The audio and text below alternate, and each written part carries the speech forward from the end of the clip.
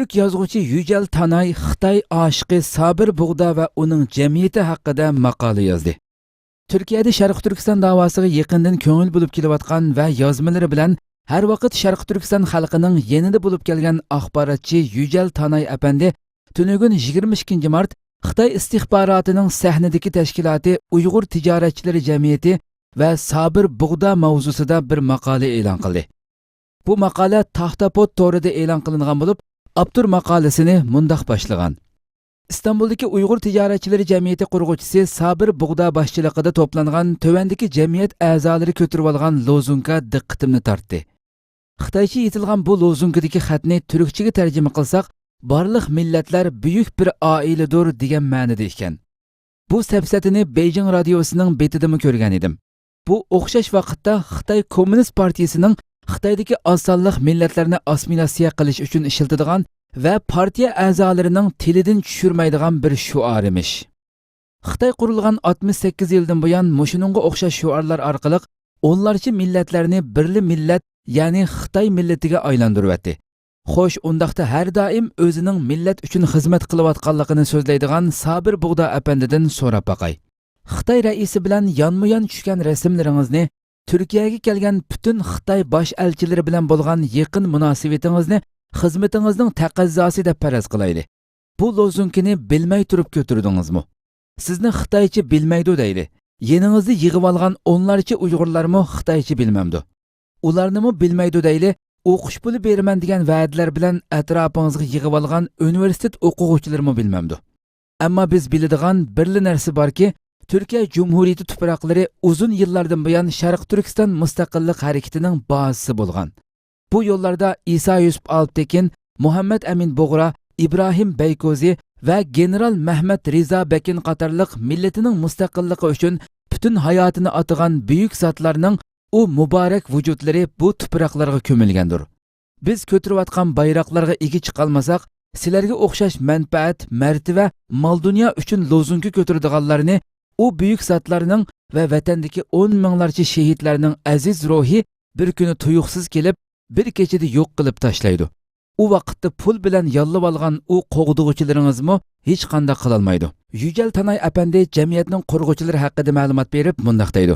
Uyg'ur sanoatchilar va tijoratchilar jamiyati boshqaruvchi hay'at a'zolari tuvandikicha: Sabir Buğda rais, Volqan Öztürk, Kamal Sağun, Gülseren Uyg'uroğlu, Dilshod Uyg'uroğlu, Arslan Yabg'u, Mahkuba Gürkan, Volqan Erbash, Abdulg'afur Qaraxon, Mahmudjon Uyg'ur Alp, Mehmet Niyaz Qashtash. U yazmasini davomlashtirib, Tulki Xitoy Turkiyada Xitoy manfaati uchun xizmat qiladigan, ammo Sharq Turkiston davosiga qarshi maxfiy holda faoliyat olib boradigan bir jamiyatni xizmatga ochdi. Bu jamiyatning Uyg'ur sanoatchilar va tijoratchilar jamiyati nomida Istanbul Taksimda ishxona ochganligi bildirilmoqda. İsmitliğe elingan jamiyat uchun xazinaning og'zini to'liq ochgan Xitoy bu jamiyatga 2 million dollar xarajat ajratganligi bildirilmoqda. Jamiyatning raisligini quyuq ateist bo'lgan Sabir Buğda ismidagi Xitoy ishbirlikchisi Uyg'ur elib bormoqda. Orqasida bo'lsa Xitoy bosh elchiligi bor. Sharq Turkistonga mablag' salmoqchi bo'lgan turk tijoratchilari bu jamiyatning tanlashidan o'tadi. Yücel Tanay apandi Turkiyaning burunqi davridan misol berib shunday yozadi. Bir zamanlar Türkiye'de İngiliz aşıkları cemiyeti deb bir cemiyet var idi. Bu cemiyet mu Xitoy aşıkları cemiyeti rolünü icra qilmoqda. Cemiyetning qurg'uvchi a'zolari Uyg'urcha gap qiladigan Xitoylardan iboratdir. Yozuvchi Yücel Tanay yana Sabir Buğdaga ait mol-mulklarga diqqat tortib mundaq deydi. Sabir Buğdaga ait ish o'rinlari va zaminlar.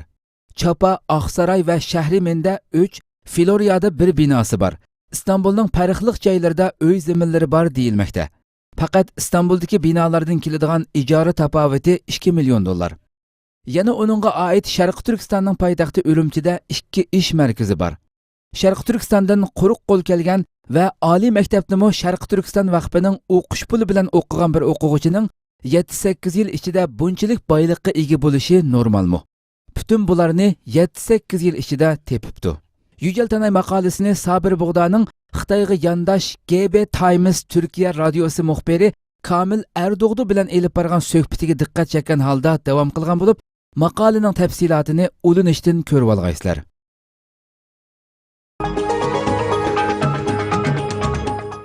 Xitoy bilan Amerikaning savdo urushi boshlandimi?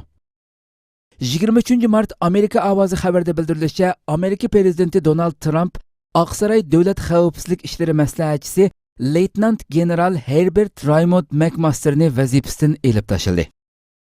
Uning o'rniga Amerikaning Birlashgan Millatlar Tashkilotida turishliq sobiq doimiy vakili bo'lgan John Bolton 4-oyning 5-dan boshlab davlat xavfsizlik ishlari maslahatchisi bo'ladiganligi e'lon qilindi. Xabarda yana Trumpning Amerika hukumat tarmoqlariga bir qancha kun ichida tadbir qo'llanib, Xitoyning 5 milliard dollar qimmatidagi Amerikaga kirmoqchi bo'lgan mollariga zo'r miqdorda boj qo'yish hamda Xitoyning Amerikaga salmoqchi bo'lgan mablag'iga chek qo'yishga buyruq tushirganligi bildirildi. Bolton muxbirlarning savollariga javob berib, Amerika hukumatining Xitoyga qo'llangan tadbirlarining maqsadi xalqaro jamiyatga nurg'un va'dalarni qilib, amal qilmayotgan Xitoyni va'dasiga amal qilishga qistash ekanligini bildirdi. Asad kuchlari Sharqiy G'utada nurg'un fuqaroning jiniga zomin bo'ldi. Bashar Asad kuchlari va tarafdorlari poytaxt Damashqning o'z muhosirasi ostidagi Sharqiy G'uta rayonining Arbin bozoridagi bir panohlanish o'rniga hujum qilib, 37 fuqaroning kuyib o'lib ketishini keltirib chiqardi. Turkiya ovoz radiosining xabarida bildirilishicha, fuqaroviy qo'g'dinish xodimlari ijtimoiy taratqular orqali bayonot berib, urush aeroplanlarining Sharqiy G'utaning Arbin bozorida fuqarolar yushirinib yetayotgan bir panohlanish o'rniga ko'ydirg'ichi xususiyatiga ega napalm bombasi tashlaganligini, hujumda dastlabki aniqlashlarga qaraganda ko'p sonli ayollar va bolalar bo'lib, jami 37 fuqaroning hayotidan ayrilganligini uqtirdi. Bashar Asad kuchlari va tarafdorlari Sharqiy G'utani taltukis qo'lga kirgizish maqsadida 19 fevraldan boshlab hujumlarning salmoqini oshirgan 3-martda quruqlik harakati boshlagan edi. O'qituvchilarning kontrolli ostidagi Sharqiy G'utadagi 400 ming odam 5 yildan buyon muhosira ostida yashamoqda edi. Asad kuchlarining Sharqiy G'utadagi ba'zi joylarni qo'lga kirgizishi bilan 10 minglarcha kishi hokimiyatning kontrolli ostidagi joylarga ko'chgan bo'lib, ularning oqibatining qanday bo'lganligi hozircha ma'lum emas. Sharqiy G'uta o'tgan yili chaqirilgan Ostona kelishimida jiddiychilikni pastga tushirish rayoni deb e'lon qilingan bo'lsa-mu, Moskva doiralarining kapolatchiligi ostidagi Asad hokimiyati yaqinqi oylardan buyon Rus havo armiyasining yordami sayesida hujumlarining salmoqini oshirishga boshladi. Xitoyning Tojikistonga qarashliq Badaxshan oblastida harbiy asliha qurganligi diqqat qo'zg'adi. Erkin Osiyo radiosining xabarida bildirilishicha, Xalqaro krizis guruhi nomli mustaqil xalqaro strategiya organi yaqinda dokument e'lon qilib, Xitoy amonlik kuchlarining Tojikistonning Badaxshan avtonom oblastida paydo bo'lganligi, Badaxshanning Toshqo'rg'on bilan Vaxan koridoriga chegirlash joyida harbiy asliha qurganligini ilgari surgan. Xalqaro krizis guruhining dokumentida Xitoyning Uyg'ur qurolliqlarining hujumidan andish qildiganligini ta'kidlab kelganligi, buni nazarda tutganda Xitoyning bu joyda harbiy asliha qurishining hayron qolarliq emasligini, ammo uning bu harakati yerlik xalqlarda andishi paydo qilayotganligini, buning yana Rossiyani beorom qilishi mumkinligini ta'kidlagan. Dokumentda qayd qilishicha, Badaxshan avtonom oblasti bilan Tojikiston markaziy hukumatidagi amaldorlar Xitoy amonlik kuchlarining Badaxshanga kirganligini dalillab, Badaxshanda nurg'un Xitoy askarining paydo bo'lganligi, lekin ularning bak xufiyona harakat qilayotganligi, Badaxshanning Vaxan koridori va Toshqo'rg'onga chegirlash Sharmuq degan joyida harbiy aslihalarini qurganligini bildirgan. Bir Tojikiston amaldori bu harbiy aslihaning birlashma terrorlikqa qarshi turish markazi ekanligi, uningda Tojikiston askarlarining borligini ilgari surgan. Tojikiston Xitoy harbiy asliha qurmoqchi bo'lgan bu rayondagi ikkinchi bir davlat. Bu yil yanvarda Xitoyning Afg'onistonning Badaxshan o'lkasida harbiy baza qurmoqchi bo'lganligiga doir xabarlar tarqalgan edi.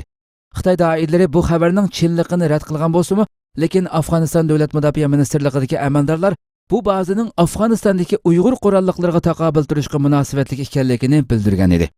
Tojikiston hukumatining Xitoy bilan chegara kelishimi imzolab, Badaxshanning bir qism zaminini Xitoyga bo'lib berishi 2008-yili Badaxshanda buningga qarshi zo'r ko'lamlik namoyishlarning portlashiga sabab bo'lgan edi. Xitoydagi radio, televiziya va boshqa axborot vositalari yanada qattiq kontrol ostiga elinmoqchi. Erkin Osiyo radiosining xabarida bildirilishicha, Xitoy Kompartiyasi Xitoydagi axborot organlarini yanada ilgirlab kontrol ostiga elish uchun harakatga o'tgan. 3-oyning 21-kuni Xitoy doiralari Xitoyning Markaziy xalq radio stansiyasi Markaziy televiziya stansiyasi, Jungo xalqaro radio stansiyasi qatorliq taratqularni birlashtirib, Markaziy radio televiziya bosh stansiyasi qurish haqidagi qarorini e'lon qilgan. Washington pochtasi gazetining xabariga qaraganda, bu Xitoy davlat raisi Shi Jinpingning Xitoydagi barliq sohalarda kompartiyaning boshqarishi va nazoratini kuchaytirish yo'lidagi urinishlarining biri bo'lib, Xitoydagi axborot, radio, televiziya va kinochilik sohasining yanama ilgirlagan holda Xitoy kompartiyasining tashviqotchisiga aylandiganligidan derak berdi ekan. Yangi qaror bo'yicha asli mavjud bo'lgan davlat axborot nashriyot, radio, kino, televiziya bosh idorasi amaldan qoldirilgan bo'lib, mazkur organning vazifasi bevosita holda Markaziy komitet tashviqot bo'limiga o'tkazib berilgan. Hong Kong Pan Texnika universitetining professori David Zevik Washington pochtasiga qilgan so'zda buning hamma kishining ideyasini birlashtirish bo'yicha elingan zo'r bir qadam ekanligini, Xitoy fuqarolarining hamda Xitoyning aktiv tashviqot iste'molchilariga aylanishdan boshqa yo'lining qolmaganligini bildirgan. Xabarda aytilishicha, bu Xitoyda axborot va ideologiya sohasining bundan keyin yanama qattiq boshqariladiganligidan derak berdi ekan.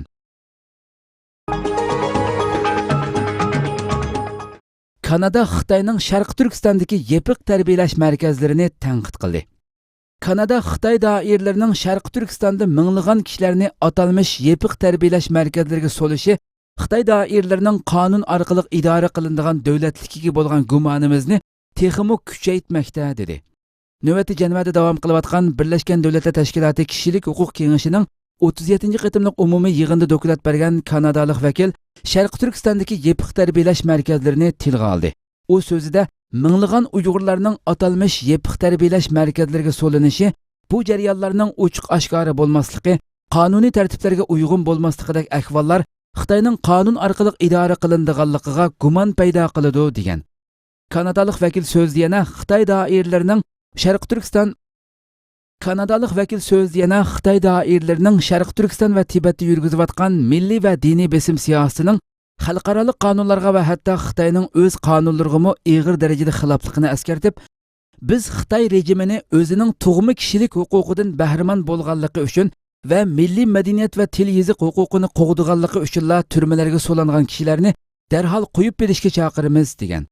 Dunyo Uyg'ur qurultiyining Twitter to'rida bildirishicha, bu Sharq Turkistondagi yepiq tarbiyalash markazining tunji qitim bir davlat tarafidan rasmiy turda eg'izga elinishi bo'lib hisoblanadi ekan.